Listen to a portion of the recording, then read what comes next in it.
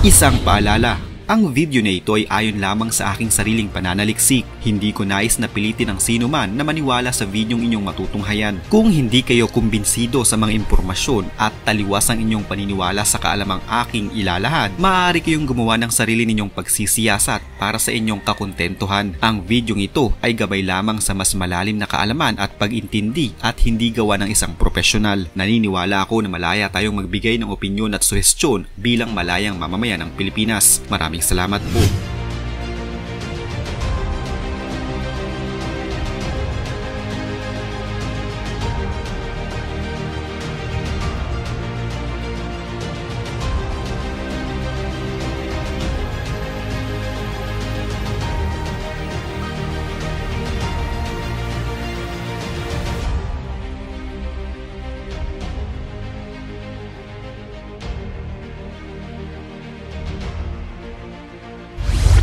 Noong alas 8:30 ng umaga, Hulyo 17, naganap ang isa sa pinakakinatatakutang pangyayari ng mga residente ng Yichang City sa Hubei sa bansang China. Nagkaroon kasi ng isang napakalaking landslide sa isang bahagi ng bundok na halos katabi lamang ng Three Gorges Dam.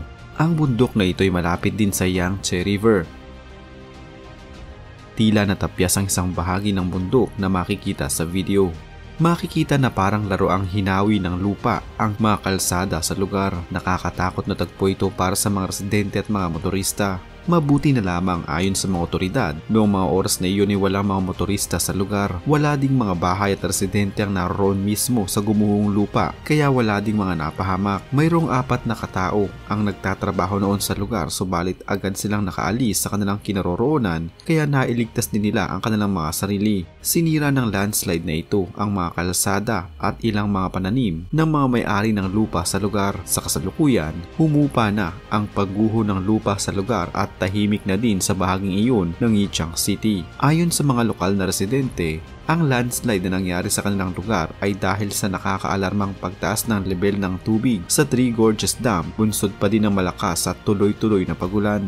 Ang tubig na siyang tila nagpalambot sa lupa na naging dahilan ng pagguho sa lugar. Mula nang ipatayo ang Three Gorges Dam, ang landslide at ilan pang mga geological disasters ay palagi nang nangyayari sa paligid ng may 600 kilometers long na imbakan ng tubig na ito. Ayon sa mga eksperto, ang level ng tubig sa naturang dam ay halos umabot mula 145 hanggang 175 meters ang taas.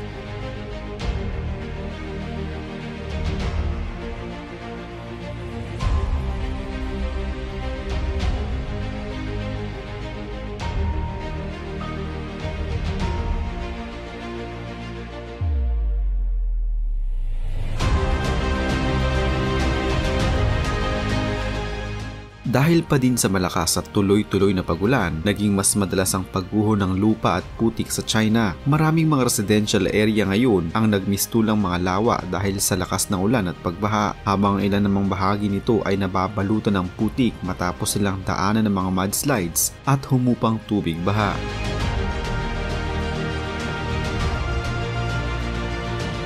Dahil sa matinding mudslide, nawasak ang tulay sa Shiba River na tumangay sa ilang mga sasakyan at nagdulot ng malaking pinsala. Ang underground garage sa Shinji community ay binahadi ng malala at ang tubig baha doon ay mabilis na tumaas. Nagdulot din ito ng malaking pinsala sa mga sasakyang nakagarahe doon at sa maraming mga ari-arian.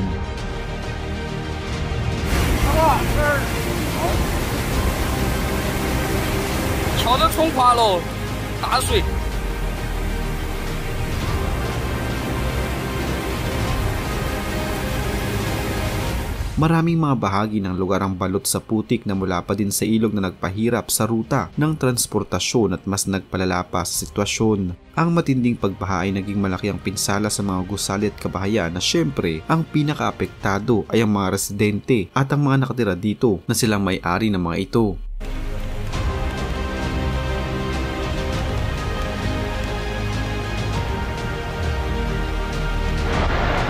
Baodi 的山洪爆发了啊！ 是尖山沟冲出来的水，脏水带着杂物。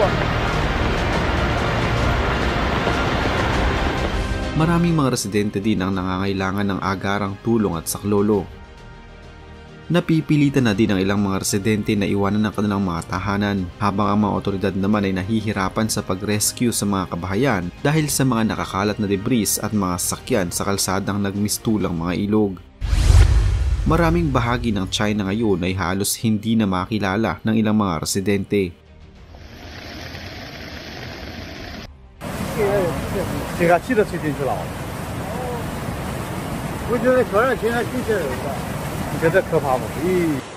Ayon pa sa isang ulat, naabot ng isang ilog sa China ang pinakamataas na level nito ng tubig mula noon pang taong 1981. Maraming mga sakyan ang tinangay ng baha na may kasamang putik mula pa noong nakaraang linggo.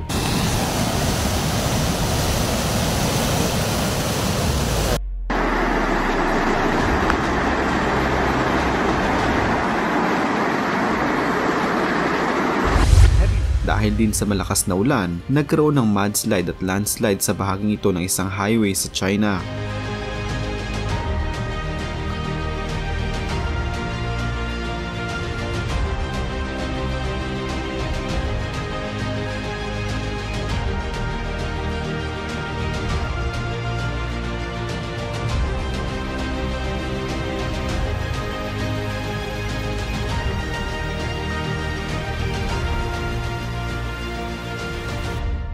Isang railway bridge din sa isang syudad ang labis na napinsala dahil sa matinding pagbaha. Dahil dito ay nalaglag ang isang train na may sakay ng mga flood control patrols na re-rescue sana sa mga binahang lugar.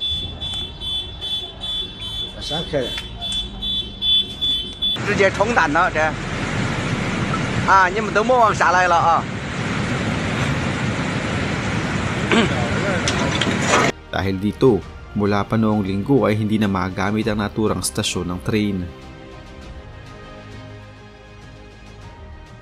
Makikita sa video na ito ang mga sasakyang nakabaon sa putik na inanod ng malakas na tubig baha na may kasamang putik. Nahihirapan ngayon ang mga may-ari ng mga sasakyang ito kung paano nilang isasalba ang kanilang pinundar na sasakyan.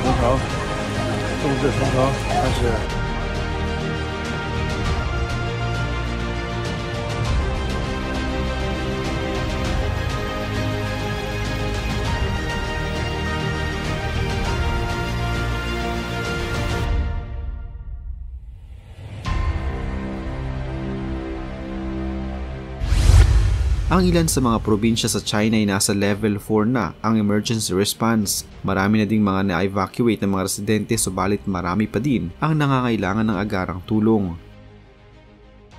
Mas nagpahirap pa ngayon sa mga otoridad ang muling pagsasaayos sa lugar at pag-rescue sa mga residente dahil sa mga kalsadang nakabalot ng putik at maraming mga nakakalat na mga kung ano-anong mga debris.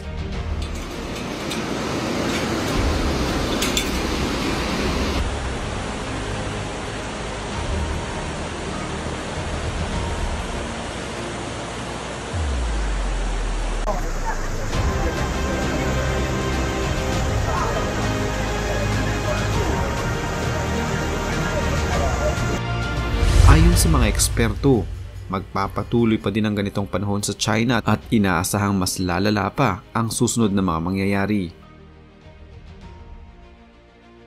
Sa ngayon ay marami ang nag-iisip na kinakarma ang China kaya nangyayari ang mga ito sa kanila.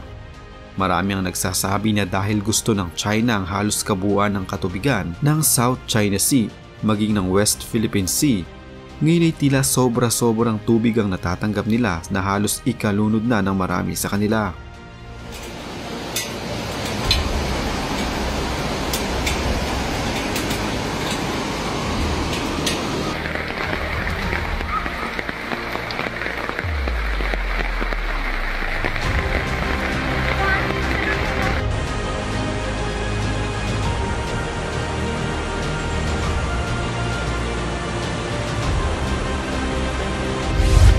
Pero ano't ano pa man, ang nangyayari ngayon sa China ay hindi karma o kabayaran sa kung anumang nagawa ng kanilang bansa at ng kanilang gobyerno.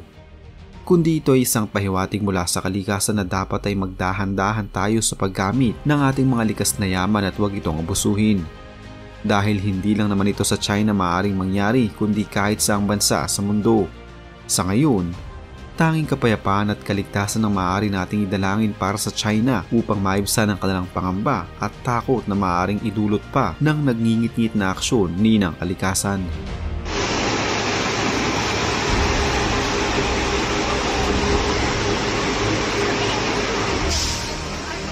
记一圈，大家跟着我的镜头过去看一下啊，看，上面淤泥，它的淤泥多吗？不多，你看。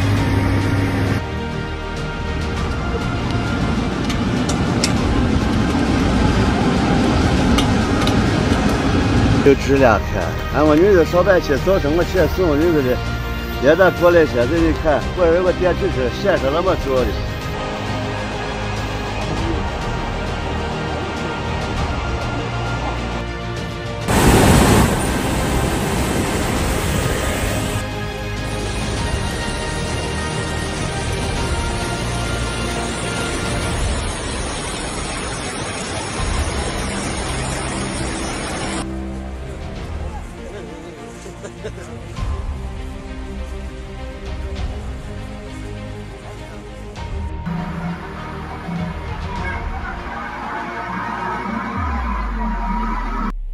Additionally,